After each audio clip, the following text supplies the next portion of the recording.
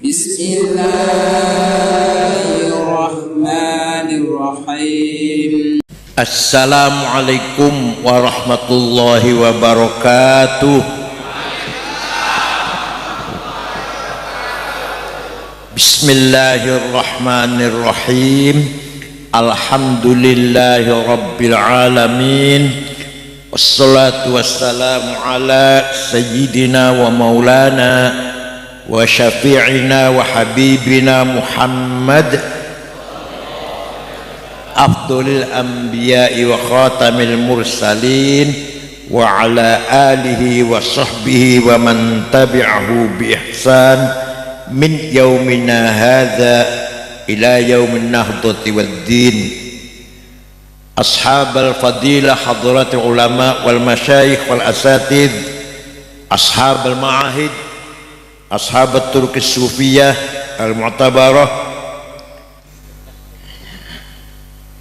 sadati wa sayyidati, anisati ashabi wa zumalai, abnai wa banati, ayyuhal hudur.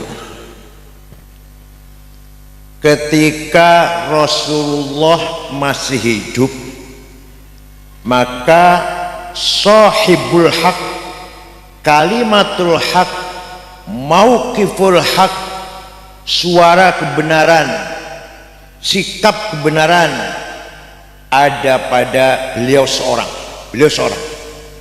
Perkataannya pasti benar, sikapnya pasti benar, perilakunya pasti benar.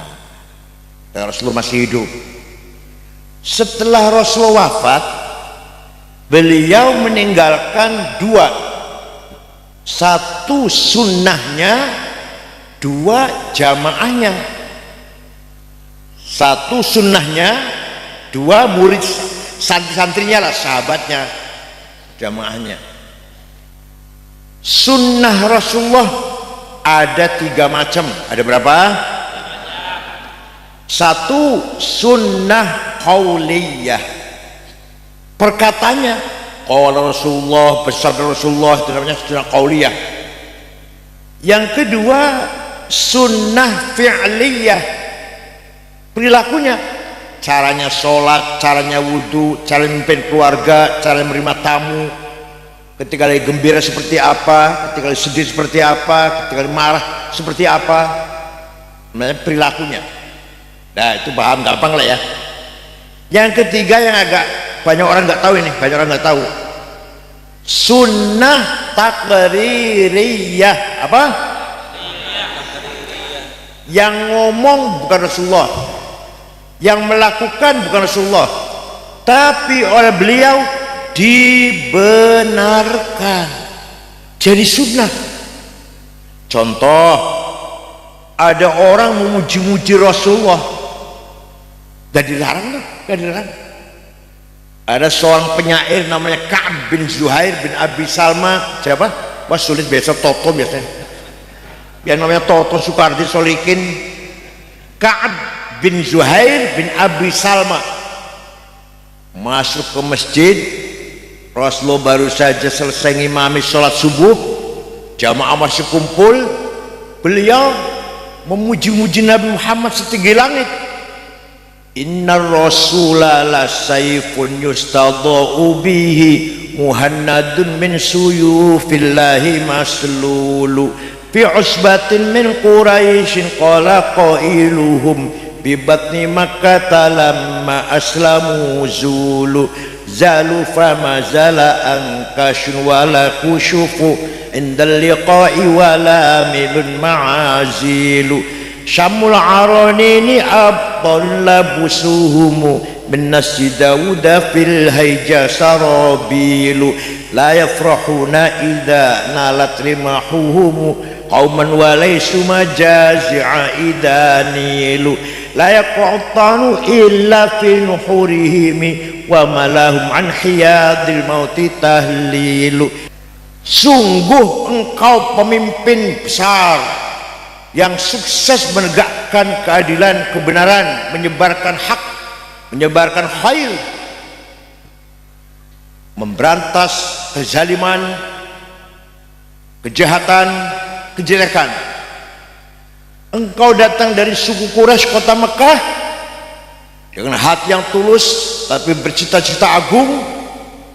Datang di Madinah kejadiannya, datang ke kota ini dengan gagah berani, tidak pernah mundur ketika menghadapi musuh, tapi tiap malam selalu mendekatkan diri pada Allah dengan sholat tahajud.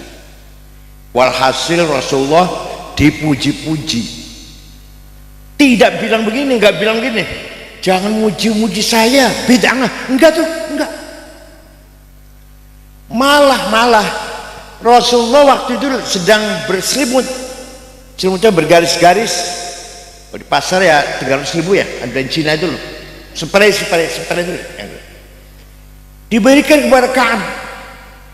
Terima kasih mendengarkan pujiannya. Nah, selimut bergaris-garis itu bahasa Arabnya burdah. Kalau selimut polos bahasa Arabnya battaniyah, muttaqiina ala furushin battainuha min istabraq. Nanti kita di surga duduk di hamparan yang diselimuti dengan, yang dilamaki dengan batain, selimut polos. Kalau burdah selimut berlurik-lurik. Yang tidak percaya, ayo pergi dengan saya ke Turki, masuk Museum Topkapi Istanbul, masih ada utuh burdahnya Rasulullah yang diberikan kepada Ka'ab bin Zuhair setelah mendengarkan pujian. Ayo kan, nggak percaya ke Turki dengan saya, tiketnya beli sendiri. Tapi ini fakta ini fakta, nggak bisa dibantah. Ini fakta. Orang yang memuji-muji Rasulullah malah diberi hadiah, tidak dilarang malah diberi hadiah. Maka kesimpulannya, memuji-muji Rasulullah sunnah takririyah. Apa? Nah, setelah itu setiap ada qasidah syair yang isinya memuji-muji Rasulullah dinamakan qasidatul burdah. Yang paling terkenal di Indonesia burdah karangan Syekh Abu Sa'id Muhammad Al-Busiri. Tanjakan apa lapangin sampean. Beliau orang Iskandariyah. Gurunya namanya Abul Abbas Al-Mursi. Al-Mursi gurunya namanya Abil Hasan Asyadili. Asyadili gurunya Abdus Salam bin Mashish. Abdus Salam gurunya Shu'aib Abu Maddan Al-Ghawth. Alhamdulillah saya sudah ziarah semua itu. Ada yang di Maroko, ada yang di Aljazair, di Mesir. Nah, Syekh Al-Busiri sakit 1 bulan, gak bisa bangun, stroke. Suatu malam mimpi jumpa Rasulullah SAW. Ya Rasulullah, saya sakit, sudah 1 bulan nggak bisa bangun, tapi saya minta izin akan menggubah syair yang isi memuji-muji engkau. Ya silakan. Seminggu mimpi jumpa lagi. Kalau kita nggak pernah jumpa Rasul, nggak pernah. Paling-paling jumpa pocongnya. Sudah selesai Rasulullah, coba dengar, baca, saya ingin dengar. Dibacakan. Fatabassama Rasulullah SAW. Rasul tersenyum. Wa masa jasadahu, musab badannya. Fata'affa fauran bukratan, paginya bisa jalan sehat. Percaya tidak? Nggak percaya nggak apa-apa, ini dongeng saja. Mana burdahnya, mana? Ada yang hafal nggak?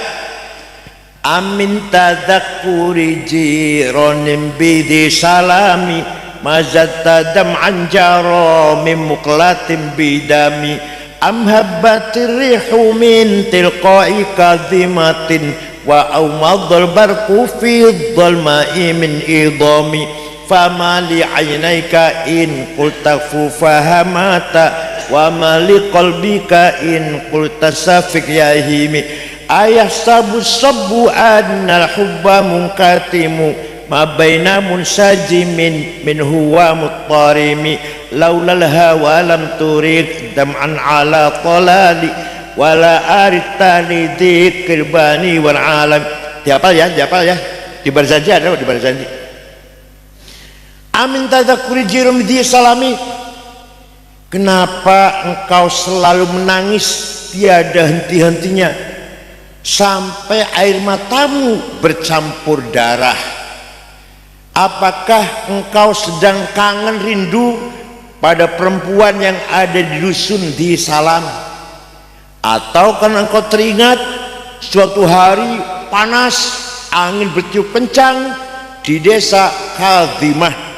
Atau engkau teringat suatu malam gelap gulita berkilat di desa Idom? Kenapa kamu kurus kering, gak enak makan, gak enak tidur, gelisah? Di pipimu jelas sekali bekas air mata itu. Kenapa? Pasti kamu lagi mabok cinta. Lagi apa? Lagi gendeng, tergila-gila. Jawabnya, na'am saro taifuman ahwafa arraqani wal hubbu ya'taridul ladzati bil alami ya laimi fil hawal udri ma'diratan minni ilaika walau ansofta lam talumi. Naam, memang benar aku lagi mabuk cinta, kangen seseorang sampai rasa rinduku menjadi penyakit. Tapi kalau kalian tahu siapa yang sedang kutangisi, kurindukan, pasti anda akan memakluminya. Siapa sih yang lagi kamu rindukan, kamu tangisi? Siapa? Yang sedang kurindukan, yang sedang kutangisi adalah Muhammadun sayyidul kaunaini wattaqalaini wal fariqaini min urbin wa min ajami nabiyunal amirun nahi fala ahadu abarra fi qawli la minhu wala na'ami huwal habibul ladzi likulli haulim minal. Ini aja yang hafal ya. Da'a ilallahi fal mustamsikuna bihablin ghairi munfasimi faqad nabiyina fi khalqin wa fi khuluqi falam yudanuhu fi ilmin wala karami. Yang sedang kutangisi setiap saat adalah Sayyiduna Muhammad, Sayyidul insi wal jin, Sayyidul arabi wal ajam, Sayyidu alamil mulki wa alamil malakut, Sayyidud dunya wal akhirah. Dialah Nabi kita yang kita harapkan syafaat pertolongannya ketika kita sedang menghadapi kesulitan, problem, cobaan di dunia ini. Tidak ada yang bisa menolong kecuali Rasulullah sallallahu alaihi wasallam.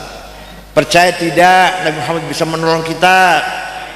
Itu wal habib, arti wal habib ladzi turja syafa'atuhu. Dia namanya Muhammad bin Abdullah bin Abdul Muttalib bin Hashim bin Abdul Manaf bin Qusay bin Kilab bin Murrah bin Ka'ab bin Lu'ay bin Ghalib bin Fihr bin Malik bin Nadhr bin Kinanah bin Khuzaimah bin Mudrikah bin Ilyas bin Mudar bin Nizar bin Ma'ad bin Adnan bin Ad bin Udad bin Hamaisa bin Salaman bin Banat bin Haml bin Qidra bin Ismail bin Ibrahim bin Azar bin Tarah bin Nahur bin Syaruh bin Arhu bin Falid bin Abir bin Al-Fahshad bin Sam bin Nuh bin Lamak bin Matusalih bin Hormuz bin Ahnuh bin Idris bin Hulayil bin Qinan bin Anush bin Syith bin Adam alaihissalam. Jadi Nabi kita itu leluhurnya jelas enggak? Leluhurnya anjen jelas enggak? Leluhurnya Nabi itu jelas sama Nabi Adam.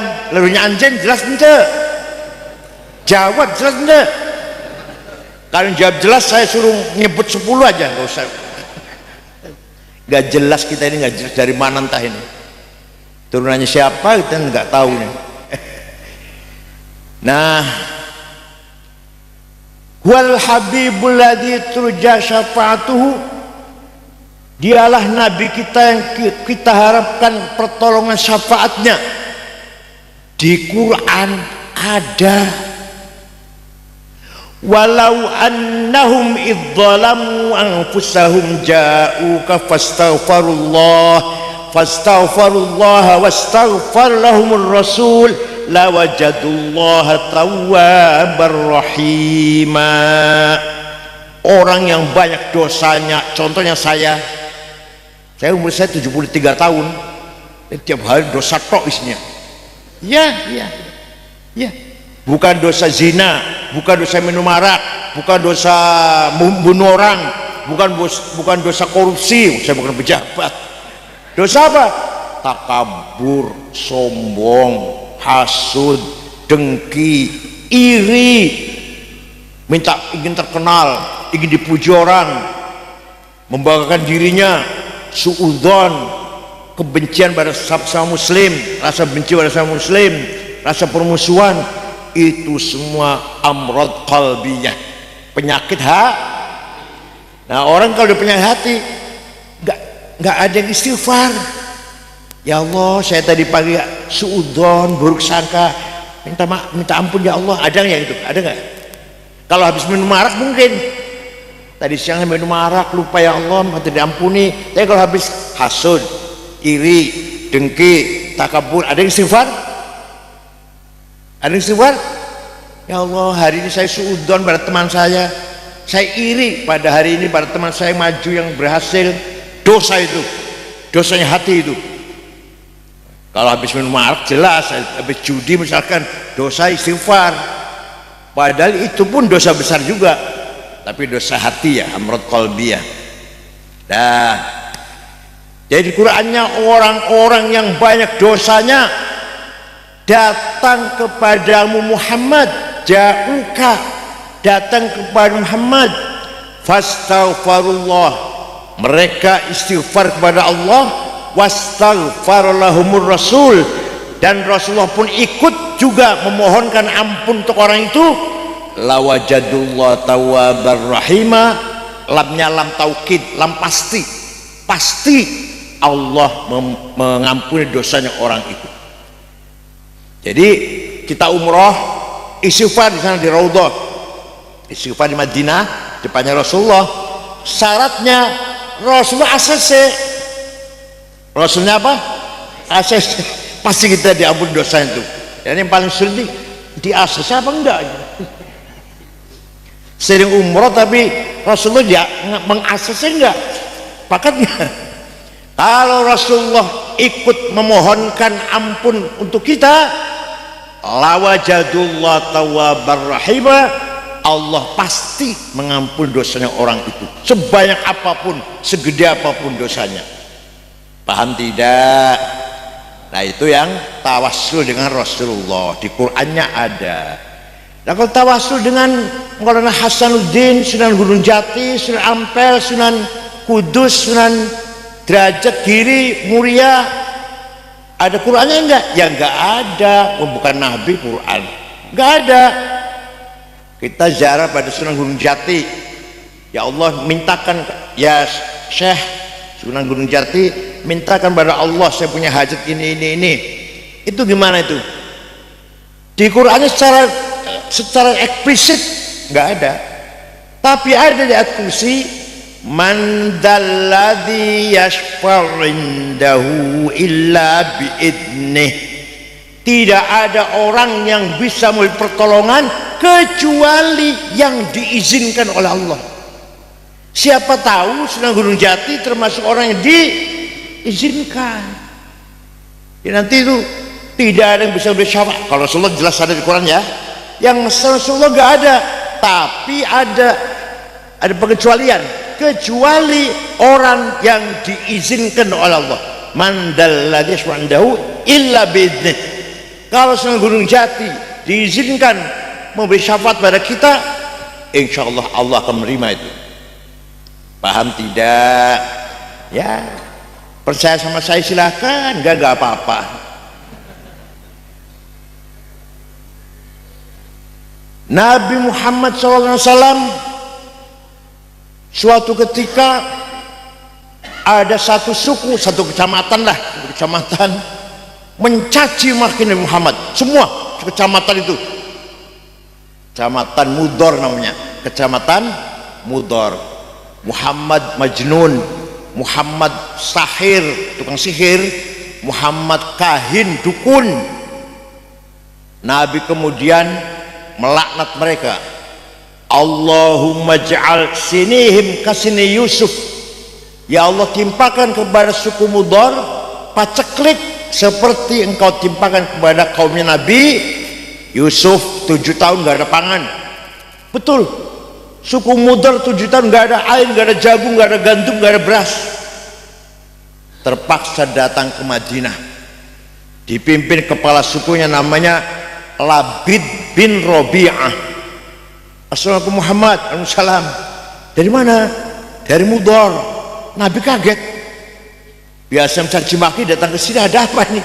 Ada apa kamu datang ke sini? Jawabnya, atainaka ya khairal bariyati kulliha litarhamana mimma laqina minal azli. Atainaka nashku hittatan jalla amruha lisab'i sinina waqifina ala mahli. Atainaka wal adra tudmi litatuha wa qad dhahalat ummus sabiyyi 'anit tifli wa alqa bi kaffayhi syuja'u istikanatan minal ju'i sumtan ma yumiru wa ma yuhli wala syai'a mimma ya'kulun nasu 'indana siwal handalil 'amiyyi wal ilhizil fasli fa anta lidunyana wa anta lidinina tu'ammalu lidunya wal akhir fasli lana minka fi yaumil hisabi syafa'atun tuzahzu 'anna wasyafa'atu fil ahli. Ada apa kamu datang kemari? Atainaka litarhamana, kami datang kepada Muhammad agar engkau merahmati kami. Rasul nggak melarang tuh, nggak melarang. Tidak jawab gini, jangan minta rahmat sama saya, musyrik. Minta rahmat sama Allah, enggak tuh, nggak jawab gitu, enggak jawab gitu, enggak. Jangan minta rahmat sama saya, sama Allah. Oh, sama saya musyrik, enggak jawab gitu. Kami datang kepada mengadu 7 tahun gak ada gandum. Kami datang kepadamu meninggalkan ibu-ibu yang pecah bibirnya, yang sedang menyusui anak tidak keluar air susunya. Pemuda yang gagah, kekar, sekarang lemah lunglai, minaju'i kelaparan. Wala syai'a mimma ya'kuna su'indana, tidak ada yang bisa kami makan siwal hangdal, kecuali rumput. Kami makan rumput selama 7 tahun ini. Fa antar dunyana wa antar dunya, engkau harapan kami urusan dunia dan urusan agama. Lana minka fi yaumil hisabi syafa'atun, kami harapkan pertolonganmu ya Rasulullah. Malah Rasulullah mendoakan mereka, Allahumma asqihim ghaithan muhitha wa anzil alaihim minas sama'i ma'an midrara waj'al subya rahmatin wa la taj'al subya adabin wa la halakin wa la hadmin wa la gharaq. Ya Allah, turun hujan untuk suku Mudor, hujan bawa rahmat dan barokah, jangan hujan bawa malapetaka, banjir, longsor. Mereka masih di Madinah, di sana di Mudor sudah hujan. Percaya tidak? Percaya silahkan, enggak apa-apa. Ini bukti bahwa tawassul dengan Rasulullah itu sunnah takririyah.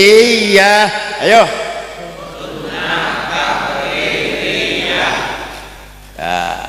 Contoh 2 aja ya, banyak kalau contoh banyak. Jadi yang ngomong orang lain, yang melakukan orang lain, tapi oleh Rasulullah dibenarkan. Suatu ketika sahabat Bilal habis wudu salat 2 rakaat. Habis wudu salat 2 rakaat, duhurnya masih lama masih. Rasul tanya, salat apa Bilal? Salat apa itu? Salat ba'da wudu, ba'da wudu artinya. Benar Bilal, benar. Malah sampai sekarang menjadi sunnah. Kalau bapak wudu, salat duhurnya masih lama, belum bisa qobliyah kan, belum. Salat 2 rakaat ba'diyah, itu namanya sunnah takririyah. Itu sunnah. Kemudian Rasulullah juga meninggalkan murid-muridnya, santri-santrinya, jamaahnya. Sayyidina Umar ibn Khattab mau ngambil keputusan bahwa sholat tarawih berjamaah 20 rakaat. Waktu zaman Nabi Muhammad sholat tarawih berjamaah 8. Kenapa? Takut khawatir kalau tarawih menjadi wajib. Orang mana? Gak akan kuat kalau diwajibkan. Dah 8. Kalau mau diwajibkan cukup 8. Jamaah 8 rakaat, tapi Rasulullah masuk ke kamar nambahin sendiri, ya mulai sendiri. Sahabat yang ditinggal di masjid, ada yang pulang setelah 8 pulang, ada yang menambahi sholat, ada 50 rakaat, ada 100 rakaat. Ini ada dalam kitab namanya Tarikhut Tarawih, sejarah tarawih. Ada yang nambahi 100 rakaat. Walhasil nggak seragam. Ketika Khalifah Umar ibn Khattab, beliau mengambil keputusan supaya salat tarawih seragam 20 rakaat. Kira-kira keputusan Umar ini benar apa salah ya kira-kira? Benar apa salah? Benar. Muridnya Rasulullah itu, santrinya itu, santri Rasulullah, sahabatnya, mengambil keputusan 20 rakaat. Masa salah itu? Mau berani nyalahkan? Satu contoh lagi,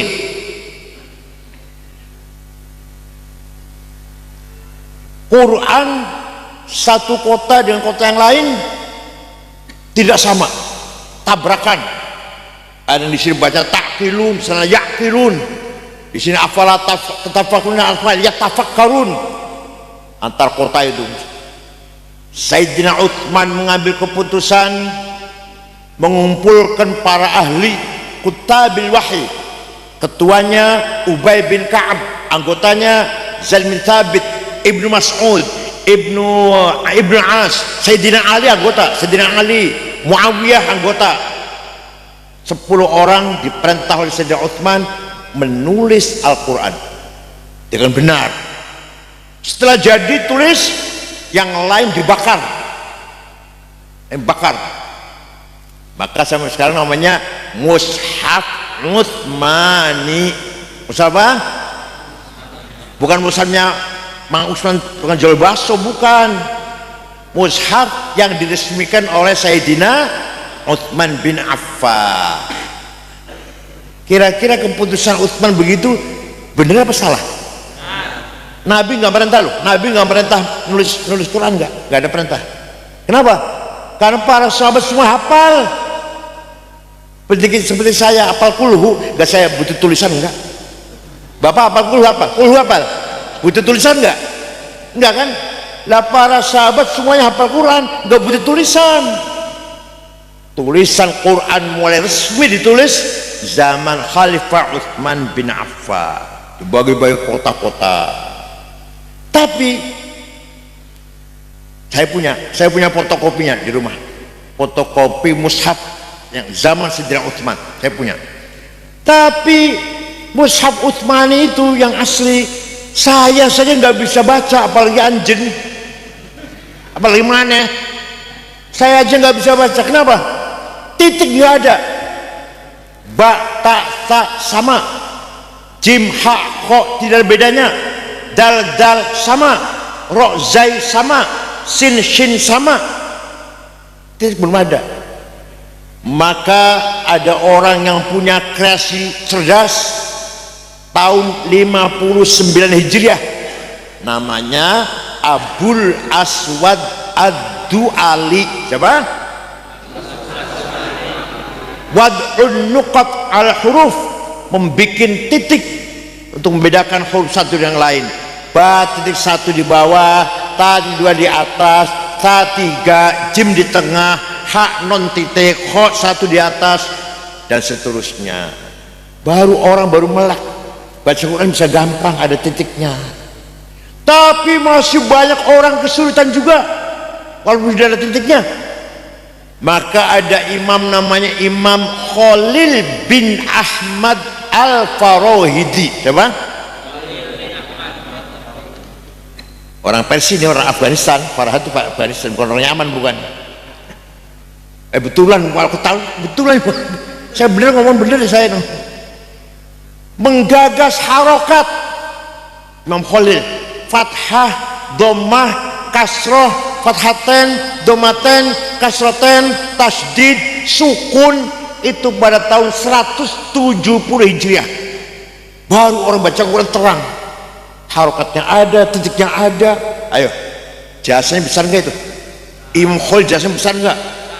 Nggak ternilai jasanya. Nah, sudah ada titik, ada harokat. Orang Banyumas, ini Banyumas, orang Banyumas sampai sekarang, orang Kebumen juga, Kebumen, Banyumas, sampai sekarang innallaha wasi'un ngalim. Kalau nyebut saya Al-Mukarrab kayak sangit ngakir, Al-Sunnah Jamangah, itu kiainya loh, itu kiainya, bukan orang awamnya, bukan. Maka ada orang menggagas ilmu agar baca Qur'annya benar, namanya Imam Abu Ubaid Qasim bin Salam. Siapa? Tahun 224 Hijriah bikin apa? Ilmu tajwid tilawatil Qur'an. Tajwid baru ada terminologi idhar, idgham, ikhfa, iqlab, qalqalah, al-lazim, at-tabi'i, huruf halaq, huruf mad, tahun 224. Sebelumnya nggak ada itu istilah itu. Ayo, berjasa enggak itu? Berjasa besar tidak ulama ini? Salah itu, salah. Karena Rasulullah nggak, waktunya Rasulullah nggak ada yang tajwid, sekarang ada yang tajwid, salah, bid'ah. Paham nggak? Waliya'lamal ladzina utul ilma annahul haqqu mir rabbik. Gampang gini, orang yang bisa benar adalah orang berilmu. Benar apa saja? Membangun, arsitek, pertanian, peternakan, insinyur, hukum, sarjana hukum, politik, ya sarjana politik, tata negara. Agama juga harus profesional. Insinyur, mohon maaf, insinyur esa jangan bicara agama, nanti sar semua nanti. Saya aja nggak pernah bicara mesin, nggak bisa bicara keuangan. Ayo, kalau sampean sepeda motornya rusak dibawa ke rumah saya, tambah rusak. Saya bisa buka, nggak bisa masang lagi. Saya aja kalau mobil rusak, saya bawa ke bengkel. Saya benar doktor ya, ahli agama, bukan ahli mesin, bukan. Bicara keuangan yang ngerti perbankan, menteri ngerti akuntan seterusnya. Nah, begitu pula agama. Jangan coba-coba yang bukan ahlinya ikut bicara. Wala takfu ma laisa laka bihi ilm innas sam'a wal basra wal fuada kullu ulaika kana anhu mas'ula. Kalau kamu ngerti, diem, mingkem, bahasa Jawa mingkem ya, tutup mulutnya, gak usah begitu ngomong. Wala takfu ma laisa laka bihi ilm, kamu jangan ikut campur, ikut ngomong, ikut komentar kalau kamu bukan ahlinya. Seperti saya nggak pernah di partai politik, kan saya kalau berpolitik kalah dengan Pak Muhaimin Iskandar. Tapi kalau saya ngaji, Pak Muhaimin ngaji sama saya. Makanya saya nggak mau jadi dari pengurus PKB, nggak mau, padahal saya pendiri PKB. Kenapa? Karena saya kalah dengan Pak Muhaimin. Tapi kalau ngaji, Pak Muhaimin ngaji ke saya. Walhasil Quran mendorong kita agar kita profesional. Wala taqfu ma laisa laka bihi ilm. Jadi kalau kita ingin paham agama, harus dengan ilmu yang benar. Tidak gampang. Kalau saya rinci panjang banget ya. Udah gitu aja lah. Nah, Imam Syafi'i siapa? Lahir kota Ghuzah, Palestina, yang sedang diserang oleh Israel ini tahun 150 Hijriah. Wafat di Mesir, Kairo, di dusun Fustot, namanya dusun Fustot. Suatu ketika mendapat surat dari Gubernur Abdurrahman Al-Mahdi. Baca, Syekh, saya ingin paham syariat Islam dengan benar. Saya ingin paham syariat Islam dengan. Imam Syafi'i memanggil muridnya, namanya Rabi' bin Sulaiman Al-Muradi. Siapa namanya? Rabi sini. Rabi sini. Ambil kertas, ambil pulpen. Naktub arisalah. Ayo surat yuk. Membalas, menjawab pertanyaannya Gubernur. Imam Syafi'i dikte imla, Rabi nulis. Akhirnya suratnya Imam Syafi'i berjumlah 300 halaman. Itulah menjadi kitab Ar-Risalah. Surat, surat. Isinya gimana isinya? Dan singkat saja. Kalau rinci 2 tahun per semester. Gubernur, kalau Anda ingin paham agama Islam, 1, harus paham bayan ilahi, penjelasan dari Allah, yaitu Al-Quran. Ayat Quran itu tidak sama, ada ayat macam-macam, gak sama tipenya. Ada ayat muhkamah, sudah jelas, qul huwallahu ahad, dah gak bisa tafsir lagi. Ada lagi ayat yang mutasyabihah, remang-remang. Aula mastumun nisa, suami istri punya wudu, senggolan wudunya batal. Apa arti senggolan? Menurut Imam Malik, kalau syahwat nggak apa-apa.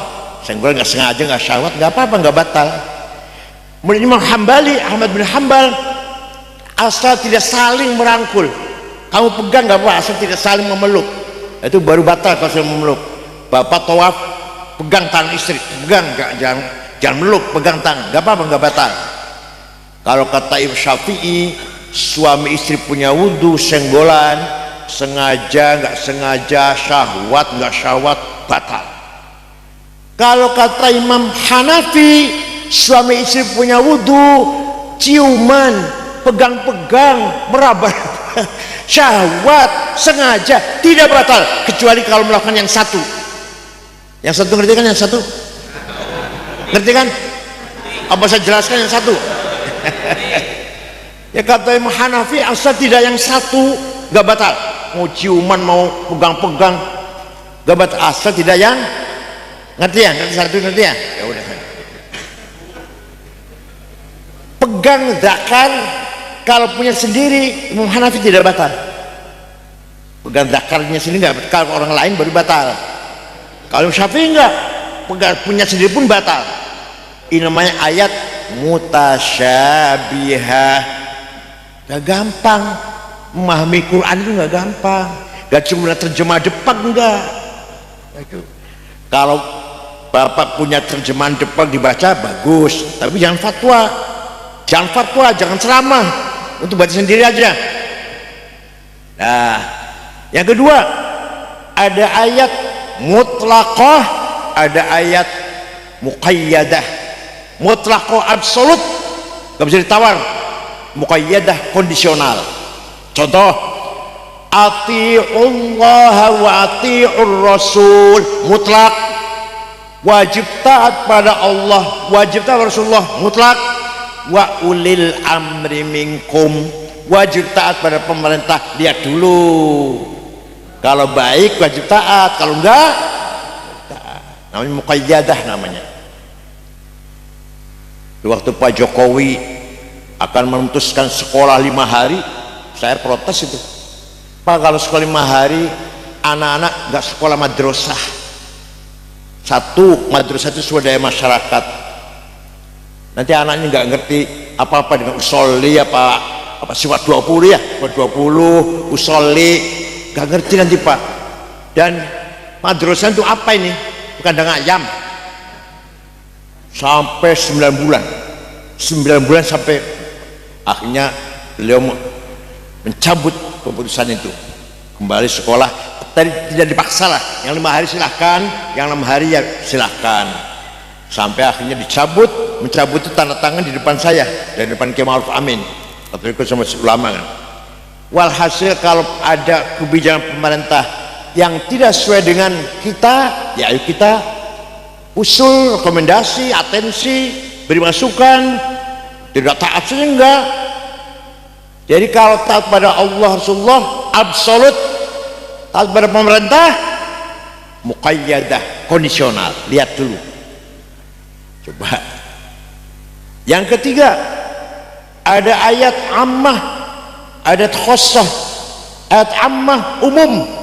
Aqimus sholah, aqimus sholah, aqimus sholah, wajib sholat kapan saja, di mana saja, siapa saja. Ada lagi yang khusus, walladzina ukhriju min diyarihim wa amwalihim yabtaguna fadlan minallahi wa yansurunallaha rasulah. Orang yang keluar dari rumah perang, membunuh atau dibunuh, surga balasannya. Kalau lagi perang, bukan siap saat, bukan. Jadi ceritanya perang Ahzab, 10.000 orang kafir ngepung Madinah. Di Madinah orang Islam hanya 800 kurang lebihnya lah. Beberapa sahabat ketakutan, mengunci diri dalam rumah. Turun ayat itu, jangan takut, kamu membunuh atau kamu dibunuh, surga balasannya. Keluar dari rumah, wala tukhriju min diyarihim, keluar dari rumah. Kalau lagi nggak lagi perang, masa ngebom? Kayak ini damai ini ngebom. Ya itu namanya ayat khusus. Ada lagi ayat hakiki dan majazi. Ayat makna realistis, ada yang metaforis. Yang metaforis, yadullah fawqa aidihim, tangan Allah di atas tangannya orang kafir. Bukan tangan, Allah nggak punya tangan. Artinya qudratullah, kekuasaan Allah. Wa kullu man 'alaiha fan, semua orang di muka bumi akan hancur. Wa yabqa wajhu rabbika dzil jalal ikram, tapi wajah Allah, muka Allah tidak hancur. Bukan muka, Allah nggak punya muka.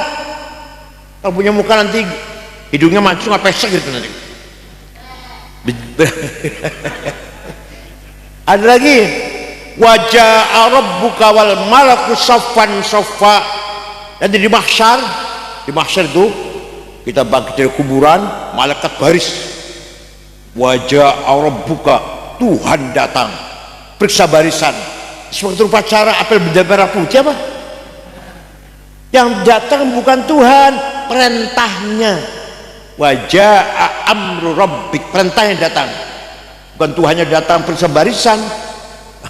Jadi namanya ayat majaz, apa namanya, masih banyak lagi nanti, ada nasikhoh, mansukhoh, ada macam-macam. Walhasil kita tahu aja ya bahwa memahami Quran tidak gampang. Oleh karena itu jangan gampang-gampang baca terjemah terus fatwa. Ayo, aqimus sholah pakainya bentuk perintah, dirikan sholat. Kulu washrabu, perintah juga itu, makanlah dan minumlah. Apa sama? Apa sama wajibnya? Perintah sholat di sini perintah makan dan minumlah. Kulu washrabu, apa sama? Ya enggak sama. Wa minal laili fatahajjad bihi nafilatan lak. Kalau malam tahajudlah kamu. Apa wajib sampai dengan 5 waktu? Enggak. Makanya paham Quran tidak gampang. Kalau ente belum paham, jangan coba-coba fatwa, ceramah, khutbah. Insyaallah. Pada khutbahnya apalagi yang tukar menukar tulisan. Jumat kemarin kamu khutbah di mana? Di Jakarta Utara. Sini. Saya mau khutbah di Jakarta Selatan. Ya khutbahnya sama aja itu, catatannya sama. Hanya satu jalan utara selatan.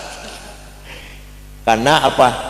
Saking banyaknya sholat Jumat di Jakarta, khotib kehabisan. Apa adanya Dan nggak mungkin tuh ditangani oleh majelis ulama, nggak mungkin.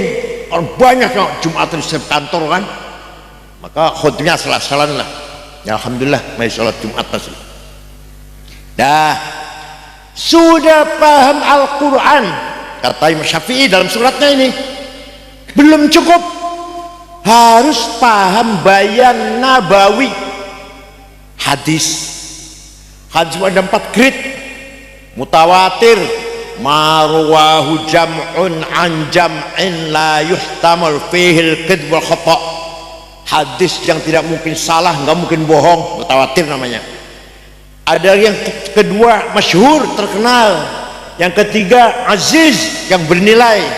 Yang keempat ahad, yang rawinya individual. Kenapa harus ke hadis? Kenapa? Karena hadis itu fungsinya mufassil, merinci, mubayyin, menjelaskan, mukhassis, mengkhususkan. Quran sangat global. Aqimus sholah itu 62 kali. Aqimus sholah, yuqimunas sholah, aqamus sholah, aqimis sholah, 62 kali perintah sholat. Tapi di Quran penjelasan sholat itu berapa kali, namanya apa, ayat itu di Quran. Ayo yang jawab ayat nggak pernah baca Quran tuh. Ayat itu wajib sholat, wajib sholat, wajib sholat. Tapi Quran tidak menjelaskan sholat itu sehari semalam 5 kali, namanya zuhur, asar, maghrib, isya, subuh. Nggak ada itu di Quran. Adanya di hadis. Qala Rasulullah SAW, furidat alaikum khamsu maktubat, al-zuhar, wal asar, wal maghrib, wal isya, wal fajr. Hadis itu bukan Quran. Coba, begitu pentingnya sholat, Quran nggak menjelaskan berapa kali, namanya apa, enggak ada. Dah, sudah paham Quran, sudah paham hadis, kata Imam Syafi'i dalam suratnya kepada Gubernur Abdurrahman Al-Mahdi, belum cukup, belum cukup. Bayan akli, kecerdasan akal harus dipakai. Tapi bukan akalnya ulama, kurang banyak ente bukan. Akalnya ulama, sans akalnya anjing lah, insyaallah. Akal dipakai. Akal itu ada akal kolektif, rame-rame kumpul memutuskan sebuah keputusan, namanya ijma, konsensus. Apa namanya? Ijma. Contoh apa contohnya? Arkanus sholati sab'ata asyar. Rukun sholat itu 17. Takbiratul ihram, niat, berdiri bagi yang mampu, baca fatihah ketika berdiri, ruku, i'tidal, dan seterusnya. 17. Bukan Quran, bukan hadis, itu produk ijma para ulama. Mau ikut saya silahkan, dan nggak apa-apa, saya cuma menjelaskan. Jadi kalau ada orang hanya belajar Quran hadis nggak pakai ijma, nggak akan bisa sholat, nggak tahu rukunnya seberapa, syaratnya sholat berapa, Islam, baligh, berakal, masuk waktu, suci dari hadas shogir, hadas kabir. Ya Allah, nggak ada di Qurannya itu, di hadis juga nggak ada. Ya, paham ya? Jadi kita ikut ijma ulama. Ada sekarang masalah kejadian di Quran tidak ada, di hadis ijma ulama tak ada, maka ulama secara individu harus menggunakan akalnya, namanya kias. Apa namanya? Kias. Analogi. Ada 9 kias teh: Aulawi, Burhani, Mantiki, Jadali, Istiqra'i, Tamthili, Khitabi, Syi'ari, Iqna'i. Contoh 2 saja ya, yang 7 nggak usah terangkan. Aulawi, wala taqul lahuma uffi wala tanharhuma. Kamu jangan ngomong kasar dengan 2 orang tua, kamu jangan bentak-bentak ayah ibu. Kalau gitu kita tempeleng aja, nggak usah bentak. Boleh nggak? Kenapa nggak boleh? Kias, namanya kias namanya. Kalau ngomong kasar saja dosa, kalau bentak-bentak saya dosa, lebih-lebih komodei fabil aula komodei nempeleng. Nama kias apa namanya? Aulawi apa? Satu lagi, contoh satu lagi. Wala taqrabuz zina innahu kana fahisyatan wa sa'a sabila. Jangan sekali-kali mendekati zina. Mendekati lu ya, zinanya. Mendekati haram, jangan mendekati zina. Takut zinanya. Lebih-lebih mendekati aja nggak boleh, apalagi zina. Namanya kias aulawi. Sekarang yang kedua, kias burhani, kias fakta, demonstratif ya. Contoh narkoba, sabu-sabu, hal apa haram? Berani mengharamkan, ada di Quran, di hadis ada, ijma ulama ada.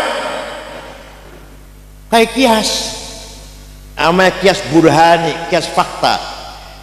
Ini barang memabokkan, ada muskirun, itu namanya premis minor, muqaddimah sughra. Wa kullu muskir khamrun, setiap yang memabokkan berarti masuk golongan khamr, namanya muqaddimah kubra, premis major. Wa kullu khamrin haram, sedangkan khamr itu haram. Di Quran ada khamr haram, itu namanya qaul syarih, legal statement. Maka kesimpulannya ada haram, ini barang juga haram, namanya natijah shadiqah, positive conclusion. Paham tidak? Ini barang memabukkan, semabukkan berarti masuk golongan khomer, sedangkan khomer itu haram, maka ini barang namanya kias burhani. Kalau nggak pakai kias kita nggak bisa menghukumi narkoba. Yang ada di Quran hadis saja itu, ada Quran hadis saja, nggak ada sabu-sabu di Quran, nggak ada sabu-sabu di hadis. Ijma aja nggak ada waktu itu, belum ada sabu-sabu zaman Imam Hanafi, Malik, Syafi'i, Hambali. Kan baru sekarang aja banyak sabu-sabu. Paham tidak? Jadi menurut Nahdlatul Ulama, kita tidak mungkin paham syariat Islam kecuali berpegang pada Quran, hadis, ijma, dan qiyas. Ikut saya silahkan, nggak apa-apa. Saya nggak akan maksa, enggak. Ada orang cukup Quran hadis saja, katakan begitu. Ini saya tanya nih, ente bilang cukup Quran dan hadis. Hadis yang paling nomor satu hadis Imam Bukhari, wah pasti sahih. Saya juga tahu hadis nomor satu hadis Imam Bukhari, saya juga tahu. Tapi Imam Bukhari yang apal hadis 600.000 dan yang sahih 4.000, itu muridnya Imam Syafi'i. Pinter, jangan bilang goblok, pinter aja, pinter. Imam Syafi'i wafat tahun 204, Imam Bukhari wafat tahun 256. Dalam kitab Bukhari, sampulnya nggak usah banyak, nggak usah lihat isinya lah, sampulnya aja. Sahih Al-Bukhari, Jama' wa Tasnif Muhammad bin Ismail Al-Bukhari, Al-Mutawaffā sanata 256, Syafi'iyul madhab. Imam Bukhari taklid pada Syafi'i, baru SAG nggak mau taklid. Paham tidak?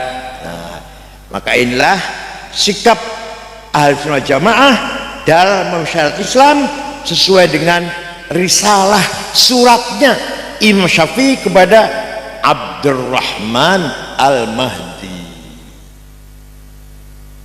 Kira-kira salah apa benar ya Imam Syafi'i ini? Kira-kira salah apa benar Imam Syafi'i ini? Nabi nggak perintah bikin usul fikih, nggak perintah. Imam Syafi'i bikin usul fikih namanya nih. Salah benar itu? Ada lagi Khalifah Umar bin Abdul Aziz tahun 99 Hijriah, resah, banyak hadis palsu, bohong, hadis bohong. Maka Khalifah Umar mengumpulkan para ulama, ayo siapa yang bisa bikin metode menseleksi hadis. Gak ada yang ngacung kecuali satu orang, namanya Syekh Syihabuddin Romahurmuzi, mantan ketua P3 itu namanya Romahurmuzi kan. Siap, saya siap. 1 minggu lapor jadi. Namanya ilmu mustalahul hadis. Hadis dianggap sahih kalau memenuhi 4 syarat. 1, mutasil, murid dan guru ketemu. Kayak saya seperti saya mengatakan, kata Gus Dur itu benar kalau saya ketemu Gus Dur. Kata Kiai Hasyim Asy'ari bohong, saya nggak ketemu. Kecuali kata Gus Dur, kata Kiai Wahid, kata Hasyim, nah baru benar tuh. Kalau langsung saja saya mengatakan kata Hasyim Asy'ari, saya bohong, wah ketemu. Nomor 2, si gurunya ini dobit, nggak pernah lupa. Gurunya ini nggak pernah lupa. Yang ketiga, gurunya thiqah, bisa dipercaya, nggak pernah nyolong sendal di masjid, nggak pernah gosip, nggak pernah membuka kotak masjid, nggak pernah. Yang terakhir, adil. Walhasil kalau mau syarat 4 ini hadis sahih. Tapi kalau kurang 1, ganti namanya hasan. Syaratnya kurang 1, kurang banyak, lebih dari 2-3 syarat tidak terpenuhi, namanya dhaif. Faktornya apa? Mauquf, muqatta', maqtu', mursal, mu'allal, mu'dhal. Ini kalau saya terangkan 1 semester ini.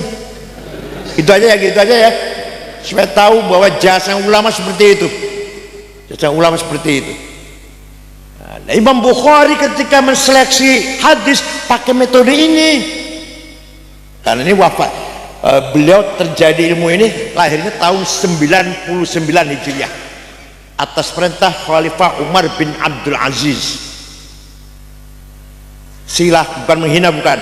Silakan tanya pada gereja sana.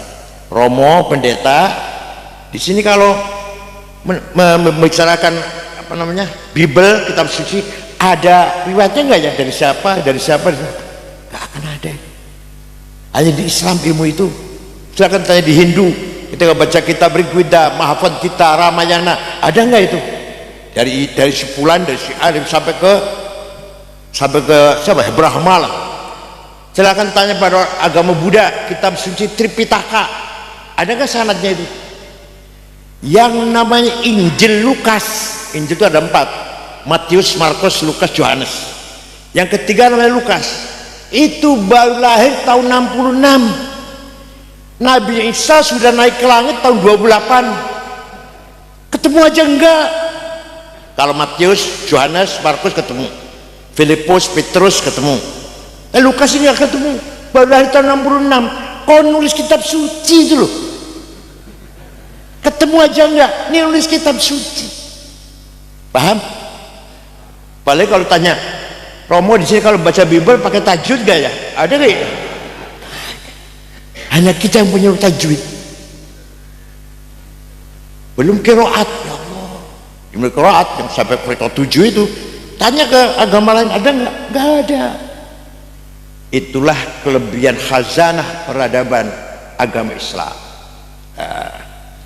Oleh karena itu Rasulullah meninggalkan sunnahnya ada 3, qauliyah, fi'liyah, taqririyah.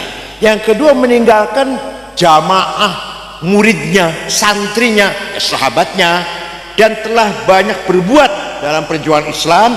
Itu semuanya benar dalam rangka mencapai kebenaran melalui ilmu pengetahuan. Paham? Dengan adanya ayat waliya'lamal ladzina utul ilma tadi, ulama berlomba-lomba. Makanya paling enak cerita Islam dulu daripada Islam sekarang.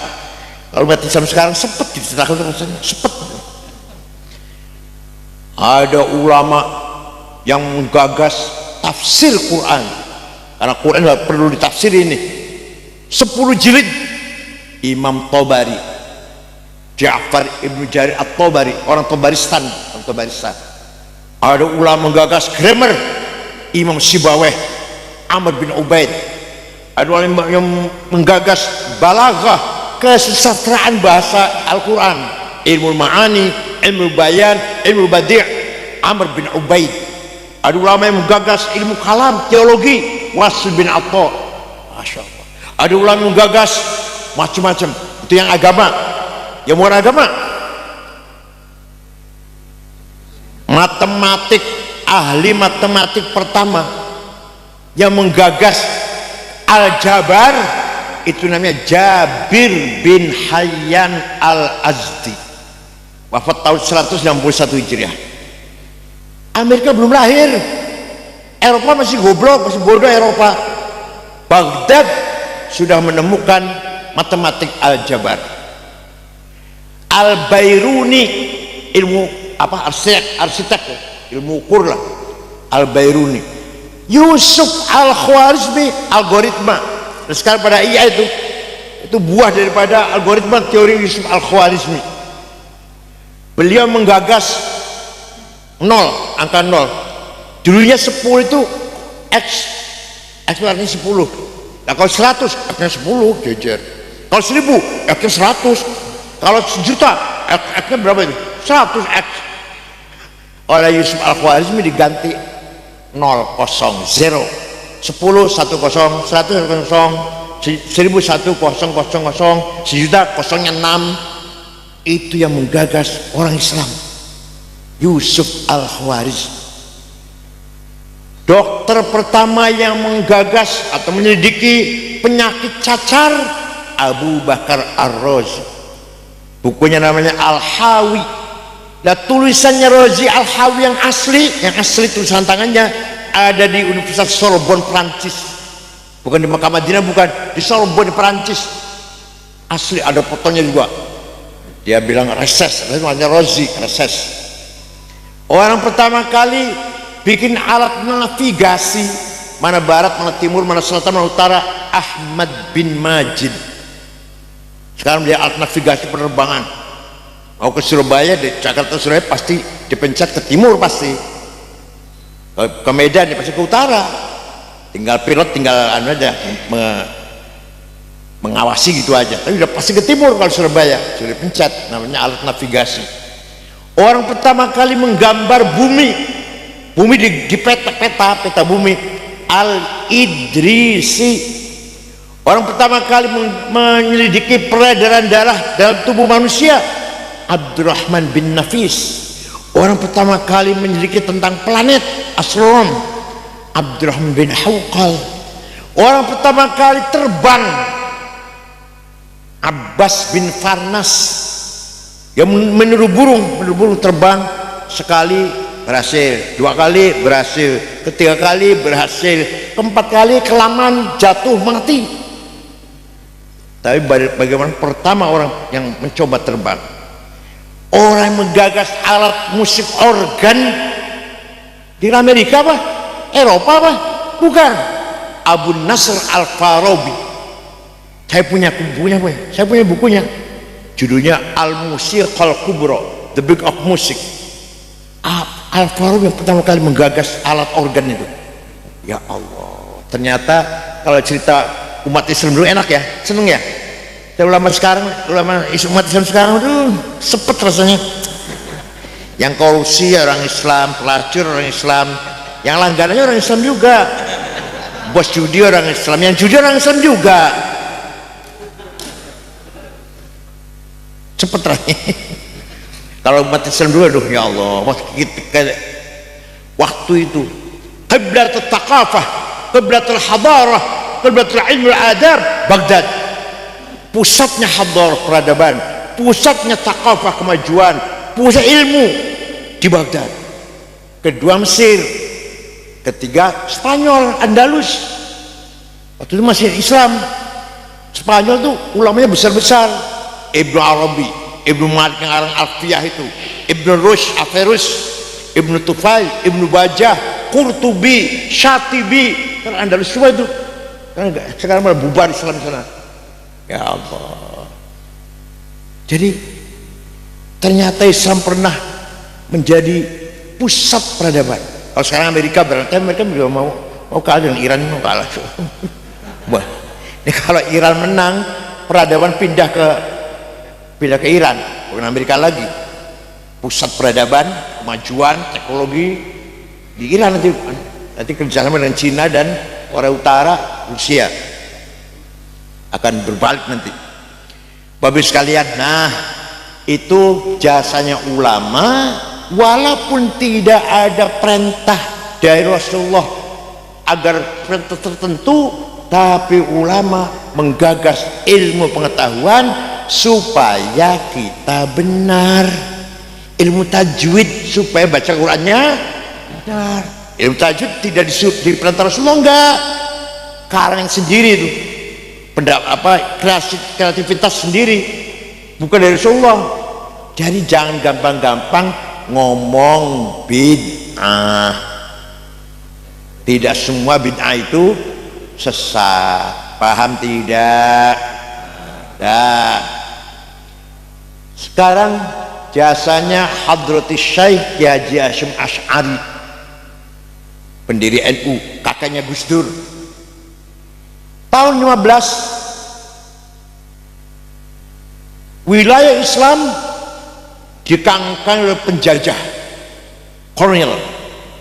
Khalifah Turki, Khalifah Utsman, la haula wala quwata. Mesir, Sudan, Irak dijajah Inggris, Suriah, Lebanon, Aljazair, Tunis dijajah Prancis, Libya, Itali, Indonesia, Belanda. Ya, Hasyim Asy'ari sudah tahu ini, sudah tahu. Ini nanti khilafah akan bubar. Kalau khilafah bubar, kita negeri Jawi, Indonesia, kita negeri Jawi jangan sampai menjadi negara yang tidak beragama. Maka beliau menerima konsep nasionalisme yang digagas oleh seorang Prancis namanya Ernest Renan. Jadi negara kebangsaan itu ciptanya, ideologinya Ernest Renan, orang Prancis, yang beliau menggagas tahun 1895. Jadi, walaupun yang dari luar kita terima, asal masyarakat tetap beragama. Jadi ya masyarakat sudah tahu khilafah akan bubar, nanti Islam akan berdiri sendiri-sendiri. Nah, kalau sendiri-sendiri kita terima konsep negara kebangsaan asalkan tetap beragama. Maka Hasyim Asy'ari mengeluarkan jargon yang terkenal, hubbul waton minal, nasionalisme bagian dari iman. Anda nasionalis harus beriman bertuhan, Anda beriman bertuhan beragama harus nasionalis, cinta tanah air. Itu di Timur Tengah nggak ada, Pak. Saya nggak sama saya nggak. Saya di Timur Tengah 13 tahun, pulang bawa anak 4. Tidak ada ulama yang mengatakan nasionalisme bagian dari iman. Jadi kalau di Timur Tengah yang nasionalis tidak pernah bicara agama, yang ulama nggak pernah bicara nasionalisme, yang nasionalis saja nggak bicara agama, Saddam Hussein, Hafid Asad, Jamal Nasir, Jafar Numeri, Habibur Ghaibah, Abu Syadli bin Jadid, Abu Madden, dan seterusnya lah. Yang beli agama saja, agama seperjuangannya, nggak bicara tanah air. Hasan Banna, Umar Tilimsani, Hasan Hudaybi, coba lagi, Zaki Muhandis, pejuang Islam, pejuang. Tapi tidak pernah bicara tanah air atau nasionalisme. Di Indonesia, ya Hasyim Asy'ari, ulama dan nasionalis, makanya pahlawan nasional.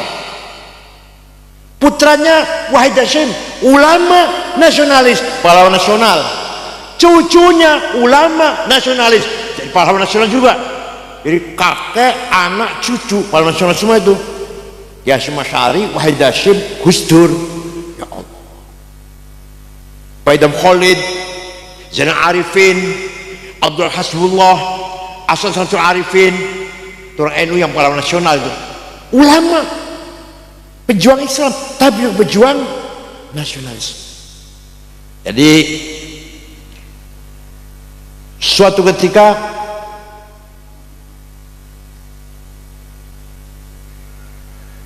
sekutu akan kembali ke Indonesia, akan datang ke Indonesia. Tujuannya ingin mencari orang Belanda, tentara Belanda lah, yang ada sisa-sisa di dalam penjara yang dipenjara oleh Jepang. Ya, banyak orang Belanda dipenjara oleh Jepang. Nah, sekutu datang. Bung Karno, Pak Hatta, dan Sudirman mendengar ini akan ada pasukan dari Inggris dipimpin oleh Brigjen Malabi mau datang. Tujuannya mencari tahanan Belanda yang ditahan oleh Jepang. Ya udah. Ternyata membawa senjata berat, sampai jet pesawat tempur bawa, senjata otomatis bawa. Wah, ini enggak akan sekedar ngambil tahanan Belanda, ini enggak, ini bahaya, kita harus lawan, kata Bung Karno. Tapi yang lawan siapa? Yang lawan siapa? TNI. Aduh, TNI masih capek, baru Agustus merdeka, September, Oktober. Ya udah kalau gitu TNI bersama rakyat. Oke, setuju itu, rakyat.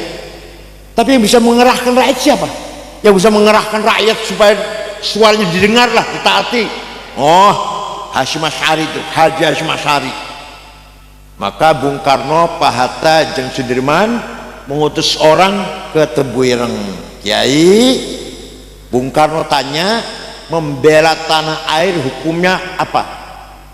Tanggal 20 Oktober, tanggal berapa? 22 Oktober. Keputusannya membela tanah air fardu ain, setiap orang wajib, yang kaya, yang miskin, yang pintar, yang bodoh, semua wajib.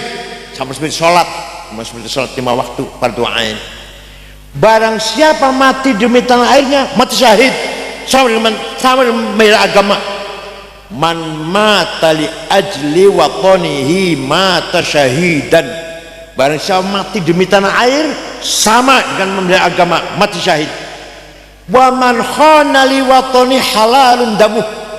Barang siapa yang berkhianat pada tanah airnya, menjadi cecunguknya Belanda, jadi anteknya Jepang, bunuh, halal darahnya. Tapi Basim tidak mengkafirkan, dia bilang kafir enggak, tapi halal darahnya. Tetap jarang Islam, tapi bunuh, halal darahnya. Sampai segitu fatwanya. Tanggal 20 Oktober 1945, yang sekarang kita menjadi hari santri. Fatwanya. Begitu datang Malabi, datang pasukan sekutu, datang yang tentara dipimpin oleh Bung Tomo, yang rakyat dipimpin oleh Kiai Abbas Buntet Cirebon. Dan sembarang jangan hati-hati orang Cirebon, hati-hati. Ini orang Cirebon ya, hati-hati ya. Kiai Abbas dan Kiai Wahab. Kalau tadi yang pahlawan nasional, sudah jadi pahlawan nasional, mengambil pusat komando di rumah di desa Siwalan Kerto, Gang Pabrik Kulit, rumahnya Khofifah di situ, Kak, rumahnya Khofifah. Terjadi peperangan yang tidak seimbang. Konon percaya silahkan, nggak apa-apa. Kiai Abbas ini bisa menjatuhkan pesawat tempur dengan apa? Dengan biji tasbih. Pesawat datang mau ngebom, ambil tasbihnya, dipotahkan satu biji, dilempar. Pas mesinnya rusak, jatuh. Datang lagi mau ngebom lagi, ambil lagi. Pas bahan bakarnya kehabisan, jatuh. Si ketiga dilempar lagi, jatuh kan, Pak? Karena pilotnya mabok, habis minum arak. Walhasil 10 November kita menang, walaupun korbannya banyak, kurang lebih 20.000. Itu berkat resolusi Jihad Hasyim Asy'ari. Duh, peranannya Nahdlatul Ulama antara lain itu, antara lain sidang BPKI. Negara ini mau jadi apa? Oh, musyawarah, tidak jadi negara Islam, tidak, tapi ada 7 kata ya, dengan berkewajiban mengamalkan syariat Islam bagi para pemeluknya, namanya Piagam Jakarta. Yang orang Indonesia Indonesia Timur yang Kristen nggak setuju. Nanti jadi negara Islam ini kalau gini nih. Walau hasilnya nggak setuju. Kalau dipaksakan saya keluar di NKRI. Kiai Wahid Hashim, bapaknya Gus Dur, pulang ke Tebuireng. Belum ada WA, belum ada SMS. Pulang, cerita pada bapaknya gini, ya nanti malam saya sholat dulu. Malamnya sholat, ya Hashim Asy'ari, paginya Wahid kembali ke Jakarta. Saya setuju, 7 kata dicoret. Yang penting kita ini bersatu dulu, kuat dulu kesatuannya. Bicara Islam nanti bicara Islam. Udah kuat, ayo kita dakwah di atas tanah air yang kuat persatuannya. Ya Allah, betul Pak. Sekarang kita berdasar Pancasila, mau bangun masjid silahkan, bangun madrasah silahkan, pengajian gini silahkan. Bangun masjid apa IMB-nya? Ada IMB-nya, masjid. Pada melanggar tuh, melanggar padahal nggak ada IMB, bangun aja bangun. Santri nggak ada IMB-nya rata-rata. Coba kumpul begini ramenya, boleh. Di Saudi jangan harap orang bisa kumpul segini banyaknya, nggak akan boleh. Di Saudi jangan harap bisa bangun madrasah swasta, nggak ada madrasah swasta. Di Saudi jangan harap ada orang bebas bicara, semua khotib disensor khutbahnya. Ya, percaya sama saya dah. Saya jalan 13 tahun, saya nggak percaya. Yang agak bebas sedikit Mesir, agak bebas sedikit dari aktivitas torekot, dikir ada selawat ribuan orang di Mesir. Kalau Saudi, Kuwait, Qatar, Bahrain, Emirat, Irak, gak ada orang kumpul banyak ini. Di Masjidil Haram, kalau ada anak pelajar mukim kumpul tiap malam pasti dibubarkan. Tiap malam kumpul 10 orang kumpul, kalau tiap malam pasti dibubarkan. Kalau sekali-kali yang enggak. Hari kita belajar, benar 10 orang ini belajar, tapi dicurigai. Ayo, masih enakan kita di negara Indonesia yang berdasarkan Pancasila.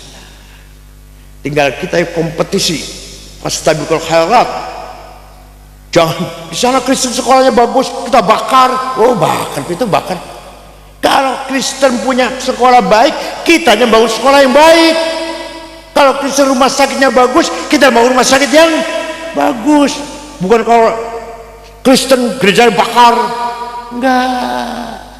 Wala tasubbul ladzina yad'una min dunillah fayasubbullaha adwan bighairi ilm. Kadzalika zayyana likulli ummatin amalahum. Jangan sekali-kali kamu mencaci maki non muslim. Jangan mencaci maki, apalagi bakal gerejanya, apalagi mencaci maki tidak boleh. Di Quran ini ayat 100 surat Al-An'am. Wala tasubbul ladzina min dunillah. Kamu jangan caci maki orang yang tidak menyembah Allah. Kadzalika zayyana likulli ummatin amalahum. Setiap umat punya kebanggaannya sendiri-sendiri, agamanya, bahasanya, seni budayanya, cara berpakaian, cara kulinernya. Harus kita hormati. Betawi tidak boleh meremehkan Jawa, Jawa tidak boleh meremehkan Betawi. Jawa tidak boleh meremehkan orang Sunda, Sunda tidak meremehkan Jawa. Madura nggak boleh. Walhasil Jawa, Sunda, Batak, Dayak, Bugis, Ambon, Arab, Cina, selama itu mereka benar, harus kita hormati. Man qatala dhimmiyan fa ana khasmuhu yaumal qiyamah wa man kuntu khasmahu falam yashumma raihatal jannah. Barang siapa membunuh non muslim, nanti di hari kiamat berhadapan dengan saya, kata Rasulullah. Barang siapa berhadapan dengan saya, gak akan selamat, gak akan selamat. Walam yashumma raihatal jannah, gak akan mencium bau surga. Membunuh non muslim, apalagi muslim, balik sama-sama Islam, apalagi membunuh non muslim itu nggak boleh. Nabi kalau khutbah Jumat pasti mengeluarkan begini, wala udwana illa ala zalimin. Ayo bunyi bareng ayo, wala udwana illa ala zalimin. Apa artinya? Tidak boleh ada permusuhan kecuali kepada yang zalim, yang melanggar hukum. Tidak boleh permusuhan karena beda agama, karena beda suku, karena beda budaya, nggak boleh. Yang boleh bahkan harus penjahat, pelaku pidana itu musuh kita harus sama. Nomor satu, koruptor, musuh bukan? Nomor dua, pembunuh, musuh bukan? Bos judi, bos pijet, ada nggak bos pijet? Ada. Bos narkoba, musuh kita bersama. Kalau kita punya tetangga Kristen baik-baik saja, dia bukan pelaku kejahatan, harus kita hormati. Dalam kitab Fathul Mu'in mengatakan, wadaf'u dzarri ma'sumin musliman kana aw ghaira muslim bil it'ami wal iksa'i wal iskan wa thamani dawjur tamrid. Fathul Mu'in apa artinya? Pemerintah harus melindungi seluruh warga masyarakat yang maksum, yang baik-baik, musliman kana aw ghaira muslim, agamanya Islam atau non Islam, asal orang itu baik-baik harus diberi perlindungan, keamanan.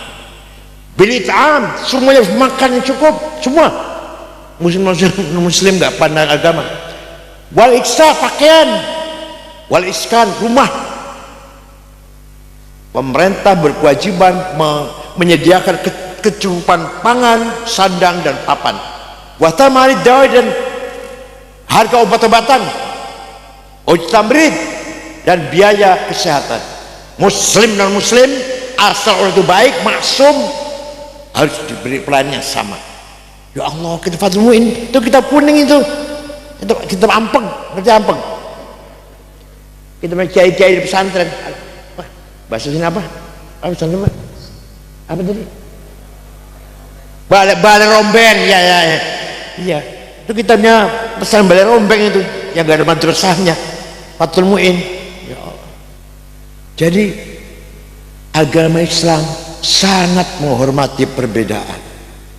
Tidak boleh mencaci maki orang yang tidak menyembah Allah. Wala tasubbul ladzina min dunillah. Harus kita dakwah, tapi ada cara yang elegan. Bil mau'idah, bil hikmah, wal hasanah, wal mujadalah, dengan mau'idah hasanah, dengan wisdom, atau dengan diskusi yang bernilai, bermartabat. Wajadil billati ahsan, diskusi yang ilmiah. Paham tidak? Ada seorang sahabat namanya Hasin Al-Khazraji, punya anak, diajak masuk Islam nggak mau, dilobi, dirayu, dinasehati, nggak mau, tetap nggak mau. Lama-lama habis kesabarannya. Kalau kamu nggak masuk Islam, saya bunuh, kata bapak pada anak ini. Bapak pada anak itu, ada ayah mengancam anaknya mau membunuh karena nggak mau masuk Islam. Turun ayat Quran, la ikraha fiddin qad tabayyana ar-rusydu minal ghayy. Tidak boleh ada intimidasi, paksaan dalam agama. Anak kamu nggak mau, ya sudah, biarkan. Kita berkewajiban ngajak, kalau mau, kalau nggak mau ya biarkan. Nggak boleh dengan ancaman itu. Paham? Ketika Sayyidina Umar berkunjung ke Palestina, baru lihat ada gereja, baru tahu ada gereja kan, di Madinah nggak ada. Masuk gereja besar, romonya namanya Safrinus, romonya itu, pendetanya itu. Lagi di dalam gereja azan asar, beliau sholat di luar. Kata Safrinus, di dalam saja sini, nggak apa-apa, sini aja sholatnya. Enggak. Kenapa nggak mau? Saya takut, khawatir kalau umat Islam nanti akan merebut gereja ente dengan alasan bekas sholatnya Umar. Tuh, sampai segitu. Banyak lagi contoh-contoh yang lain. Walhasil NU menerima konsep negara kebangsaan asalkan tetap beragama, mengintegralkan antara iman dan kebangsaan. Hubbul watan minal. Datang orang namanya Syekh Hasan Banna, diganti, disusul oleh Said Qutb, menulis buku namanya Ma'alim fit Thariq, menegaskan semua ideologi yang datangnya bukan dari Islam, jahiliyah, yang harus kita berantas, kita perangi.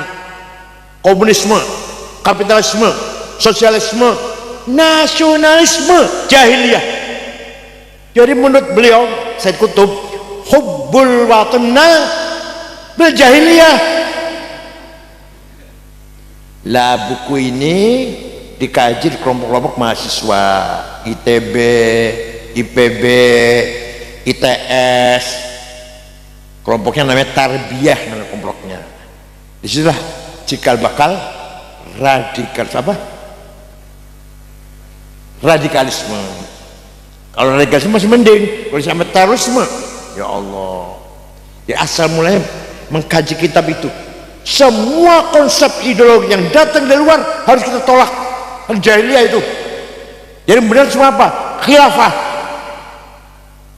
Ya. Kalau bukan khilafah, tauhid namanya. Tauhid, DPR tauhid.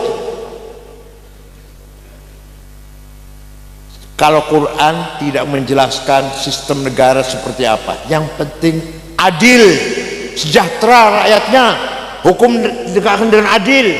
Mau namanya khilafah, mau namanya mamlakah kerajaan, mau saltonah kesultanan, imarah keamiran, mau jumhuriyah republik presiden, silahkan apa aja namanya, Quran nggak menentukan, asalkan adil, hukum tegak benar, semua diperlakukan dengan sama, gak ada diskriminasi. Itu aja pesan Quran. Wala yajrimannakum syana'anu qaumin ala alla ta'dilu. Jangan karena bukan dukung kamu gak adil. Enggak. Dia waktu saya bilang maju presiden, kelompok ini gak dukung saya nih, kemudian dizolimin, gak boleh. Partai ini gak dukung saya nih waktu saya maju jadi bupati. Kita diskriminasi, gak boleh. Wala yajrimannakum syana'anu qaumin ala alla ta'dilu. Kamu jangan melakukan tidak adil kepada orang kelompok karena tidak mendukung kamu. Ya Allah, luar biasa Al-Quran ini kalau betul-betul diamalkan. Oleh karena itu ada kajian kitab, monggo, ayo. Tanpa ngaji nggak akan paham agama yang sebenarnya. Kalau nggak paham, takut lihat YouTube provokasi radikal, langsung pasti akan terpengaruh. Luar biasa YouTube ini, ada yang memprovokasi radikalisme, ada yang memprovokasi liberal. Apa gunanya sholat, apa gunanya puasa, mengurangi produksi, sebenarnya menghasilkan 10 kintal jadi cuma 5 kintal, angkat-angkat karena puasa. Sebenarnya kerja rajin, ngantuk karena puasa. Gak usah puasa, sholat apa nih sholat? Lagi anak transaksi ngitung duit, tawar menawar, adzan, istirahat dulu, sholat dulu. Nah itu putus. Ini kalau pendapat orang yang liberal. Nah, oleh karena itu mari kita jaga keagamaan masyarakat sini dengan pengajian setiap bulan. Kurang dan betul kurang. Masih setiap minggu. Bulughul Maram, Fathul Qarib, Fathul Qarib penting itu, Fathul Qarib ya. Setiap minggu, bulan sekali mah enggak cukup enggak. Setiap minggu. Ya. Insyaallah cara beragama kita akan benar, tidak mengikuti emosi hawa nafsu. Syukron wa dumtum fil khairi barakatuh wan najah. Wallahul muwaffiq ila aqwamit thoriq. Wassalamualaikum warahmatullahi wabarakatuh.